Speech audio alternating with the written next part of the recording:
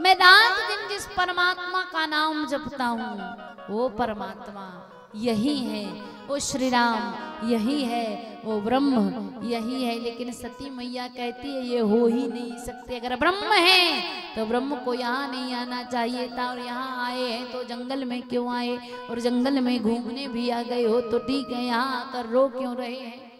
भोले बाबा कहते हैं देवी ये लीला चल रही है और लीला में मेरी मैया का हरण हो गया, इसलिए भगवान रोने का नाटक कर रहे हैं, लीला है। सती मैया कहती है प्रभु आप कहते हो कि ब्रह्म है और दूसरी ओर कहते हो इनकी पत्नी का हरण हो गया। अरे ब्रह्म है तो अपनी पत्नी का पता स्वयं लगा ले। ये लता पता पेड़ पौधों वृक्षों से क्यों पूछ रहे हैं? अरे जो बोल नहीं सकते उनसे पूछ रहे हैं क्यों? क्या लिखा गया? भगवान पता किससे पूछ रहे हैं? हे खग मृग हे मधुकर श्रेणी तुम देखी सीता मृगने। भगवान ऐसा नहीं कि जो बोल नहीं सकते उनसे परिचय पूछ रहे हैं। जैसे लिखा गया खग, खग किसे कहा जाता है? पक्षियों को। गीधराज जटायु ने माता जानकी का पता नहीं बतलाया क्या? रामचरितमानस का पक्षी भी बोला, मृग कहा गया। मृग का अर्थ लगाया जाता है वानर, क्योंकि वानर कौन है? शाखा मृग की बड़ी मनसाई। वहां लिखा हे खग मृग, खग पक्षी बोला, मृग वानर बोले। वानरों ने बताया ना, सुग्रीव जी ने कहा ना कि मंत्रिन सहित यहाँ एक वारा, मंत्रिन सहित यहाँ एक वारा, बैठ रहा हूँ मैं करत विचार। एक बार मंत्रियों के समेत जब मैं यहाँ से बैठा हुआ था तब कोई स्त्री आकाश से राम राम राम चिल्लाती हुई जा रही थी। मृगों अर्थात वानरों ने भी पता बतलाया कि नहीं? ऐसे ही बताया जाता है, भगवान ने पता उन्हीं से पूछा जो बोल सकते थे। मृग अर्थात वानर। शाखा मृग की बड़ी मनुसाई, शाखा ते शाखा पर जाई। भगवान ने उन्हीं से पूछा जो बोल सकते थे। और कलयुग में कहते हैं कि रामचरितमानस में पक्षी बोले, रामचरितमानस में वानर बोले, रामचरितमानस में त्रेता युग में भगवान की पादुकाएं बोली। अरे कलयुग में जब रोड के किनारे लगा हुआ पत्थर बोल सकता है तो क्या त्रेता युग में राम जी के राज्य में पादुकाएं पक्षी मृग नहीं बोल सकते क्या? क्योंकि हम सभी जब इस रास्ते में जाते हैं, यात्राएं करते हैं तो देखते हैं ना, एक पत्थर लगा होता है जिस पर लिखा होता है, जैसे देखे गांव ढाना कितनी दूर, तो 2 किलोमीटर। कौन बोला? कोई व्यक्ति बोला या पत्थर बोला? कलयुग में जब राह का पत्थर बोल सकता है तो रामचरितमानस के पक्षी बोल सकते हैं, रामचरितमानस के वानर बोल सकते हैं, रामचरितमानस की पादुकाएं बोल सकती है। जहां राम का राज्य हो कौन नहीं बोल सकता? तो भगवान ने उन्हीं से पूछा जो बता सकते थे। तो वही बात मैया कह रही हैं कि ये जिससे पूछ रही हैं जो बोल नहीं सकते। अगर सती मैया कथा सुन लेती ना तो ऐसी अटपटी बात ना करती, लेकिन कथा नहीं सुनी है। भोले बाबा ने कहा देवी मेरे इष्ट मेरे आराध्य, नहीं माने। भोले बाबा ने बार बार समझाने का प्रयास किया, नहीं मानी। तब भोले बाबा जब परास्त हो गए कि ये ऐसे नहीं मानेगी तो कह दिया देवी जो तुम्हारे मन अति संदेह,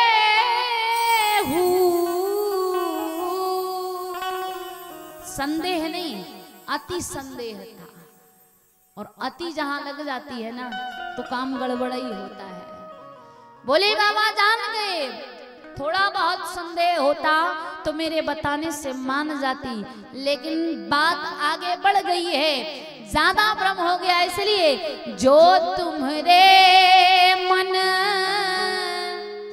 अति संदेह। सती मैया बोली तो बोले बाबा बोले तो किन जाई परीक्षा ले। सती मैया तुरंत तैयार हो गई। भोले बाबा से बोली आप भी चलिए। भोले बाबा बोले हम नहीं चलेंगे। क्यों नहीं चलोगे? जब हम कथा सुनने साथ गए थे, कथा साथ में सुनी, कथा सुनकर साथ लौट रहे हैं, भ्रम हमें हुआ है, हम परीक्षा लेने जा रहे हैं, तो तुम भी चलो। शंकर जी बोले ये बात ठीक नहीं है। क्यों? रोग जिसे हुआ होता है वही व्यक्ति इलाज कराता है। रोग आपको हुआ है, इलाज आपका भी होगा, तो मैं नहीं जाऊंगा। सती मैया बोली नहीं आपको चलना पड़ेगा। भोले बाबा बोले ये बात न्याय संगत नहीं है। जैसे आज के जमाने में किसी व्यक्ति की पत्नी बीमार हो, पति उसे लेकर अस्पताल जाए, इलाज कराए, डॉक्टर दवाइयां दे, दवाई लेकर दोनों पति पत्नी घर आए। अब घर आकर पत्नी कहे कि देखो जी हम बीमार थे, अस्पताल हम साथ में गए, इलाज हुआ तब साथ थे, घर आए तब साथ थे, अब हम दवाई खा रहे हैं तो तुम भी दवाई खाओ। ये ठीक है क्या? भले साथ गए थे, लेकिन बीमार जो है वो दवा खाएगा, जो स्वस्थ है वो दवा नहीं खाएगा। शंकर जी कहते हैं देवी रोग आपको हुआ है, इलाज आपका होगा, आप जाइए मैं नहीं जाऊंगा। तो आप क्या करोगे? मैं यहीं बैठकर भजन करूंगा। कहाँ बैठे? बटवृक्ष के नीचे। अच्छा बटवृक्ष के नीचे क्यों बैठे? जैसे भगवान शंकर को अगर छांव में ही बैठना था तो बड़े बड़े विशालकाय वृक्ष होते हैं, आम का वृक्ष, नीम का वृक्ष, बरगद का वृक्ष, बट वृक्ष के नीचे, बरगद के वृक्ष के नीचे तो बैठे। बहुत विशालकाय कई वृक्ष होते हैं, लेकिन वटवृक्ष के नीचे ही क्यों? शास्त्रों में वटवृक्ष को विश्वास का प्रतीक कहा गया है, क्योंकि शास्त्र कहते हैं बट विश्वास अचल निज धर्मा, बट विश्वास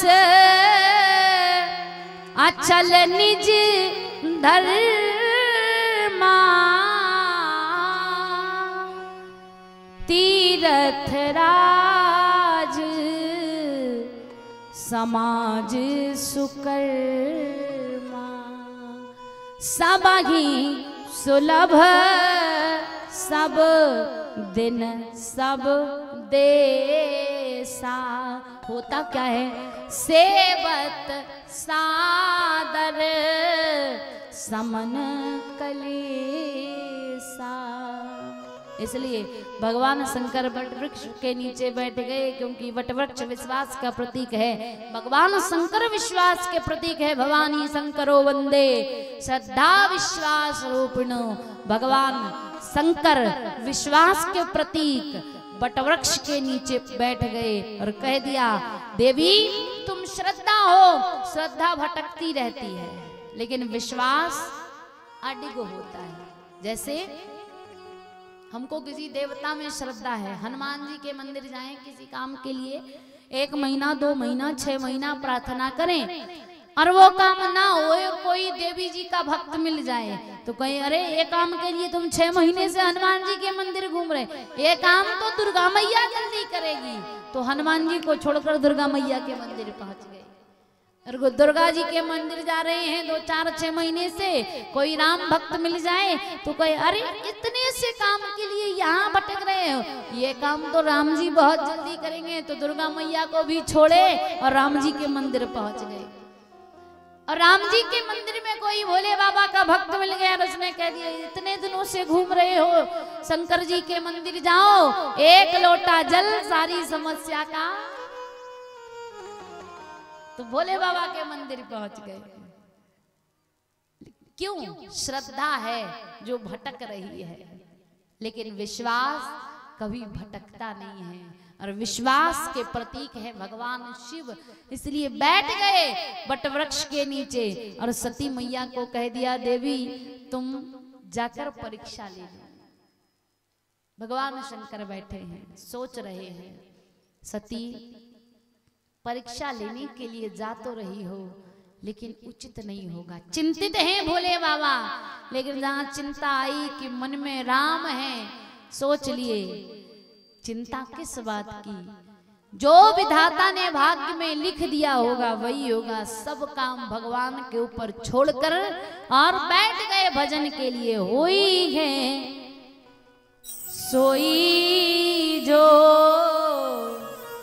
राम रचि राखा, हुई है सोई जो राम रचि राखा।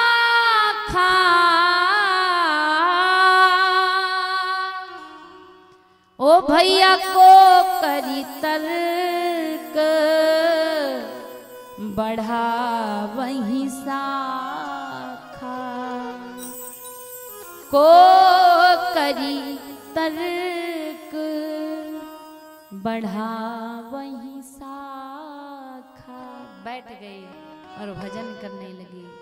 यहाँ सती मैया पुनि पुनि हृदय विचार कर, पुनि पुनि हृदय विचार कर, ओ भैया धर सीता कर रूप, आगे होई चले पंथ तेही, जेहि आवत नरभूप, जेहि आवत नरभूप। आज सती मैया सोच रही है कैसे परीक्षा लूं। सीता जी का रूप बना लिया और मार्ग में आगे आगे चलने लगी। देखिए सती और सीता के नाम में सिर्फ एक दो मात्राओं का अंतर है, लेकिन सती और सीता के नाम में तो मात्रा का अंतर है, पर सती और सीता के आचरण में बहुत बड़ा अंतर है। राम जी पहचाने कैसे? सती जी आगे आगे चल रही थी, उससे पहचाने। क्यों? राम जी ने जब देखा लक्ष्मण दीखो मां कृत वेसा, देखकर भयभीत हो गए। सोच रहे हैं सीता जी, और भ्रम भी हुआ, लेकिन राम जी ने देखा राम को भ्रम नहीं हुआ। राम ब्रह्म है, राम परमात्मा है, जान गए। लेकिन हम तो जान गए, पर इन्हें कैसे जनाए कि हम जान गए। तो राम जी ने लीला की। क्या लीला की? क्योंकि जान तो गए हैं कि ये सीता जी नहीं सती जी हैं। सीता होती तो मार्ग में पीछे पीछे चलती, चरण चिन्हों पर चलना सीता का काम है, लेकिन आगे आगे चली जा रही है सीता जी नहीं सती जी है, क्योंकि आचरण का फर्क है। क्यों? संत कहते हैं एक नाम वाले दो व्यक्ति मिल सकते हैं, लेकिन एक आचरण वाले दो व्यक्ति नहीं मिल सकते। एक व्यवहार वाले दो व्यक्ति नहीं मिल सकते।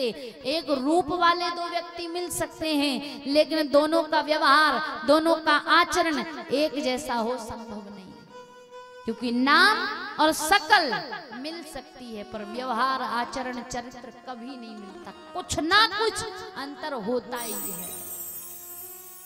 आज राम जी पास गए और पास जाकर बोल पड़े, कहे हूँ बहोरी कहाँ ब्रस के तू, विपिन अकेल फिरही के ही है तू, विपिन अकेल फिरही के ही है तू। देवी आप इस निर्जन वन में क्या कर रही हो, और वो कहाँ है? पूछा कौन? वो वृषभ पर आरूढ़ होने वाले भगवान शंकर। और जैसे ये बात पूछी सती मैया जान गई, मैं शंकर कर कहा न माना, मैं शंकर कर कहा न माना, निज आज्ञान राम पर आना, निज आज्ञान राम पर आना। मैं शंकर कर कहा न माना, मैं शंकर कर कहा न माना, निज आज्ञान राम पर आना, निज आज्ञान राम पर आना।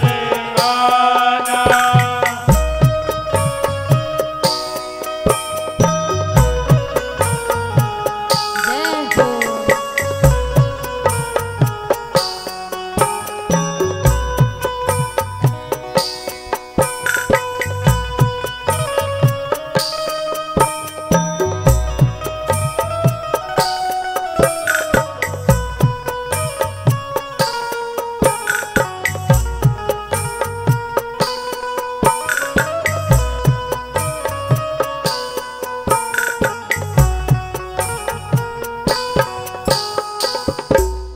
आज मैया सती सोच रही है, भगवान मुझे जान गए कि मैं सीता जी नहीं सती जी हूँ, पर मैंने भोले बाबा का कहना नहीं माना। अब जाए उतर अब देहूं कहा, क्या उत्तर दूंगी? जो पूछेंगे भोले बाबा कैसे परीक्षा ली, क्या किया, तो क्या उत्तर दूंगी? सती मैया सोच रही है, मैं भगवान शंकर का कहना नहीं मानी, इसलिए मुझे इन कष्टों का सामना करना पड़ रहा है।